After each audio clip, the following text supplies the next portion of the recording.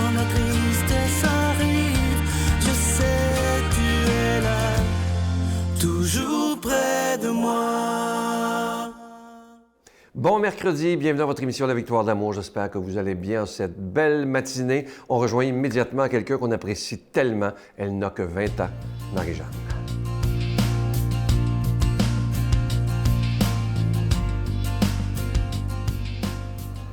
Bon matin tout le monde, j'espère que vous allez bien. Alors, l'hiver est un peu long peut-être et on commence à se fatiguer un peu, à avoir hâte que le soleil revienne et envahisse un peu nos visages, nos fenêtres et tout autour de nous. Et moi, j'avais envie ce matin de vous parler de quelque chose de pas mal le fun quand on est au Québec, c'est le temps des sucres. Parce que, vous le savez probablement, on est à un endroit où on fait du sirop d'érable, où on va chercher notre eau d'érable quand ça commence à être le printemps. Puis chez moi, j'ai eu cette chance, justement, quand j'étais jeune, quand je vivais à la maison, de pouvoir vivre le temps des sucres avec ma famille parce qu'on avait une petite cabane, juste une petite cabane pour la production familiale. Donc, ma mère allait d'abord poser tous les seaux sur les arbres, puis ensuite elle allait rechercher chaque jour l'eau avec nous. Quand on était là, on allait l'aider, puis ça faisait vraiment des beaux moments en famille. Puis c'était du sirop pour nous, puis pour les amis autour.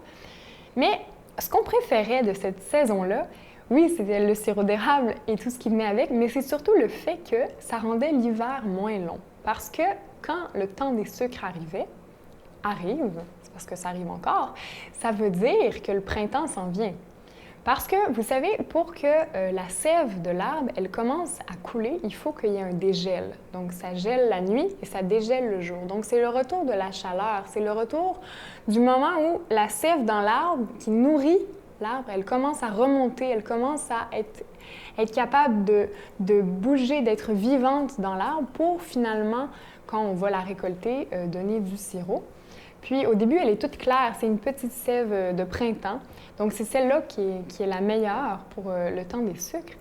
Et je me disais, cette image de sève qui coule, qui donne la vie, qui nourrit et qui, quand on la récolte aussi, donne quelque chose de doux, de bon, de beau, bien, ça me faisait un peu penser, je ne sais pas si vous vous souvenez, pour certains, au mois d'octobre, je vous avais parlé de l'image des cœurs de terre, des cœurs qui se transformaient et devenaient capables de germer, de fleurir. Et je me disais, bien, cette image-là, elle peut être aussi poussée dans le sens de devenir des cœurs de sève, des cœurs vivants, des cœurs de sucre même, je dirais. Des cœurs qui vont se nourrir de cette sève, de tout ce qui donne la vie, tout ce qui arrive dans nos quotidiens et va tourner, va donner quelque chose. Puis, c'est sûr que des fois, bien, il faut qu'il y ait une petite ouverture qui se fasse pour qu'on puisse récolter cette sève qui rend vivant, cette sève qui nous nourrit. Et des fois, ça fait un peu mal, mais je pense que profondément, si on met cette espérance de printemps qui revient quand nos cœurs sont un peu gelés, qu'on se souvient que le printemps revient, que la sève coule dans nos vies, eh bien, ça peut donner justement ce côté sucré, de cœur de sucre, capable de donner de la douceur, capable de donner de l'amour, capable de donner des moments de joie aux gens autour de nous. Alors, c'est ce que je nous souhaiterais à tous aujourd'hui, d'avoir des cœurs de sève, des cœurs de sucre vivants qui redonnent l'espérance du printemps qui s'en vient au travers de l'hiver. Alors, que Dieu vous garde et à très bientôt. Notre Père qui es aux cieux, que ton nom soit sanctifié, que ton règne vienne, que ta volonté soit faite sur la terre comme au ciel. Donne-nous aujourd'hui notre pain de ce jour. Pardonne-nous nos offenses comme nous pardonnons à ceux qui nous ont offensés. Ne nous laisse pas entrer en tentation, mais délivre-nous du mal, car c'est à toi qu'appartient le règne, la puissance et la gloire pour les siècles des siècles. Amen. La Victoire de l'amour vous invite à venir vivre des moments inoubliables en Italie en compagnie du père Michel Marie, Miguel Padilla, Brigitte Bédard et la participation occasionnelle de Sylvain Charon. Nous visiterons Venise, Vérone, Pise, Florence, Assise, Tivoli et Rome, la ville éternelle. Célébration eucharistique avec le père Michel Marie. Nous assisterons aussi à l'audience générale avec le pape François au Vatican du 1er au 13 juin 2019. Information 514-288-6077 ou sans frais 1-800-465-3255. La Victoire de l'amour vous invite à sa retraite spirituelle les 17, 18 et 19 mai 2019 sous le thème « Si vous saviez comme je vous aime, vous en pleureriez de joie ». En compagnie du Dr Gilles Lapointe, Sœur Angèle, Brigitte Bédard, Marie-Jeanne Fontaine, Miguel Padilla et Sylvain Charon. Nous aurons droit à un magnifique spectacle d'Étienne Drapeau le samedi soir. Et comme invité spécial, nous avons le privilège de recevoir Monseigneur Pierre-Olivier Tremblay à l'Hôtel et Suites Le Dauphin de Drummondville. Réservé au 514-523-4433. Sans frais, 1-888-811-92-91.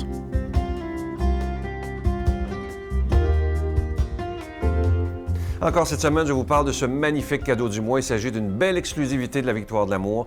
C'est le CD du chapelet médité avec Marie-Jeanne Fontaine. Elle a choisi les mystères lumineux. Et ce qu'il y a de magnifique, vous savez que Marie-Jeanne a une voix absolument extraordinaire. Elle nous interprète sur ce CD, en plus du chapelet médité, 3 très, très belles chansons dédiées à la Vierge Marie. Alors, je vous rappelle que c'est avec un don de 25 $. Et si vous en voulez 2, avec un don de 40 $. Et j'espère que vous serez tellement nombreux à commander ce CD-là pour encourager la jeunesse qui veut faire quelque chose pour l'évangélisation. Et Marie-Jeanne, vous savez, elle n'a que 20 ans. Et lorsque j'ai entendu ce chapelet-là, je me suis dit, mais quelle vie spirituelle extraordinaire elle a, cette jeune femme, pour être capable de nous livrer un chapelet d'une si grande profondeur. Alors, faites-vous ce cadeau-là ou donnez-le en cadeau à quelqu'un. C'est très, très apaisant. Je vous donne l'adresse. La Victoire de l'amour, casier postal 120, succursale Boucherville à Boucherville, le J4B 5E6, je vous la redonne. La Victoire de l'amour, casier postal 120, succursale Boucherville à Boucherville, le J4B 5E6. Également par téléphone, par carte de crédit du lundi au vendredi de 8h30 à 16h30 dans le 514-523-4433, 523-4433 ou sans frais le 1-888-811-9291, 1-888-811-9291 et aussi sur notre site Internet, une moyen rapide et efficace de faire votre don, le www.lavictoiredelamour.org. Alors, je vous rappelle, le chapelet médité et Marie-Jeanne a choisi les mystères lumineux et c'est avec 3 chants à la Vierge Marie. Procurez-vous ce magnifique CD du chapelet médité.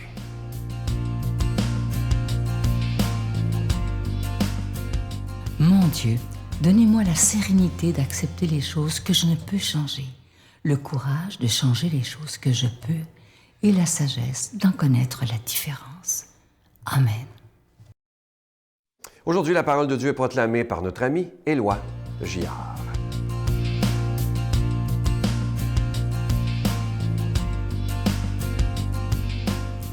Bon matin, chers amis. Bien heureux d'être avec vous. Hey, nous voilà au 20 février. On commence à espérer la fin de l'hiver. Ça fait-tu du bien un peu, hein? Ça veut dire que dans 2 mois, pour un fils de la terre, dans 2 mois, peut-être, si on est chanceux, on commencera les semences, ou les semences seront peut-être même un peu commencées. Ça donne de l'espérance, hein? On vit d'espoir. Et Jésus va nous redonner espoir et est capable de nous faire voir les choses comme lui. Alors, on va tout de suite laisser Marc nous raconter comment. Jésus et ses disciples arrivent à Bethsaïde. Des gens lui amènent un aveugle et le supplient de le toucher. Jésus prit l'aveugle par la main et le conduisit hors du village. Il lui mit de la salive sur les yeux et lui imposa les mains. Il lui demandait « Aperçois-tu quelque chose ?» Levant les yeux, l'homme disait « J'aperçois les gens. Ils ressemblent à des arbres que je vois marcher. » Puis Jésus de nouveau imposa les mains sur les yeux de l'homme. Celui-ci se mit à voir normalement. Il se trouva guéri et il distinguait tout avec netteté. Jésus le renvoya dans sa maison en disant « Ne rentre même pas dans le village. » Moi, j'ai la chance d'être passionné par l'art. J'en ai parlé à quelques reprises. J'aime la musique à la folie, j'aime la peinture, la sculpture, l'architecture. À Marieville, où je me suis lié d'amitié avec un bonhomme qui, au début, quand on s'est connus, ne connaissait rien à l'art, mais qui manifestait un certain intérêt. Et maintenant, ah oui, il est capable d'apprécier même des œuvres d'art, de peinture assez abstraites. Il m'étonne même. Et à force d'en voir, il a appris à apprécier. L'autre jour, je lui rappelais, tu te souviens-tu au début, comment ton regard a changé? Tu te souviens-tu au début, j'avais montré une toile que j'ai de Fernand Leduc, un maître québécois du 20e siècle, et je lui disais, te rappelles-tu ton commentaire? Il ne s'en rappelait pas. Bon, ben, tu as dit ce que bien du monde dit, en voyant des œuvres comme ça. Oh, ben, je suis capable d'en faire du pareil, hein? Alors là, je lui rappelle qu'un grand peintre au début du 20e siècle, je ne me souviens plus lequel, se trouvait dans un musée, dans une salle où un de ses tableaux était exposé. Et c'était très simple, il y avait juste quelques traits dans le coin du tableau. Et là, les gens passaient. Et là, les gens disaient, « Oh, ben, capable d'en faire du pareil, hein? Capable d'en faire du pareil. » Et là, à un moment donné, le peintre s'est approché d'un monsieur qui venait de dire ça, capable d'en faire du pareil. Et le peintre lui a dit, « C'est moi qui ai fait ce tableau-là, monsieur. Voulez-vous que je vous dise, ce tableau m'a pris 1 quart d'heure et 20 ans. » Oups! Capable d'en faire du pareil? Pas sûr que ça va avoir la même portée, mon ami. Alors, le changer son regard, sa manière de voir, hein, communier à la démarche de l'artiste. Vous souvenez-vous de Jerry Boulet? Tout le monde se souvient de sa chanson « Aujourd'hui, je vois la vie avec les yeux du cœur ». Il a souffert, ça a changé son regard. Il nous invite à communier à son regard. Bien, la foi, c'est pas de croire au bon Dieu en haut. La foi, ce matin, l'Évangile nous dit, c'est de communier au regard de Jésus sur son Père, sur le monde, sur les humains. Voir avec les yeux du cœur. Mais ça ne se fait pas instantanément. C'est ce que l'Évangile nous suggère aussi. Hein? On se situe au début de la 2e partie de l'Évangile là, de Marc. Pierre vient de faire sa belle profession de foi à Jésus, il en est tout fier, mais Jésus sait très bien qu'il va refuser la croix puis qu'il va le renier. Saint Marc nous fait un clin d'œil. Hein? Faut pas s'imaginer trop vite qu'on a tout compris. Voir les choses à la manière de Jésus, ça se fait pas instantanément. Ça prend une conversion, ça prend parfois de la souffrance. Ça prend du temps pour accepter que l'amour se donne où il n'est pas. Mais l'Évangile nous suggérera jusqu'au bout que l'amour, il est vainqueur de tout. À la fin de l'Évangile de Jean, quand Pierre entre avec Jean dans le tombeau où Jésus est ressuscité, Jean, il dit, il vit et il crut en parlant de lui-même. Il vit, pas juste voir avec les yeux, il vit dans le sens, il a tout compris et c'est plus fort que lui. Il y a un mouvement de foi qui s'est emparé de lui par le fond. Il vit et il crut. Probablement que ce monsieur-là, dans l'Évangile de Marc, là, il a été lancé dans une aventure comme ça. Hey, c'est qui les témoins, vous, qui vous font voir les choses autrement à la manière de Jésus?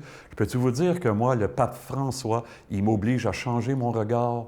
Que Dieu poursuive en nous ce qu'il a commencé dans ce sens, en nous bénissant, au nom du Père, du Fils et du Saint-Esprit. Amen. Bonne vie, bon regard. À bientôt, tout le monde.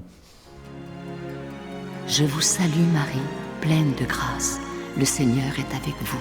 Vous êtes bénie entre toutes les femmes, et Jésus, le fruit de vos entrailles, est béni. Sainte Marie, Mère de Dieu, priez pour nous pauvres pécheurs, maintenant et à l'heure de notre mort. Amen.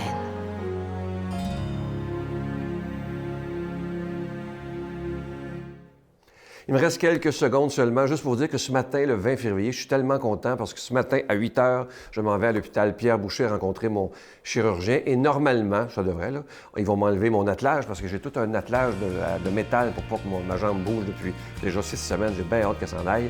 Alors, ça devrait être ce matin à 8 h. Je vais encore une fois vous remercier de tout cœur pour vos prières. Si vous saviez comment ça me touche, je vous souhaite une belle journée. Et comme d'habitude, j'ai déjà hâte de vous retrouver demain. Bye! Mais on ne peut pas être responsable de tout.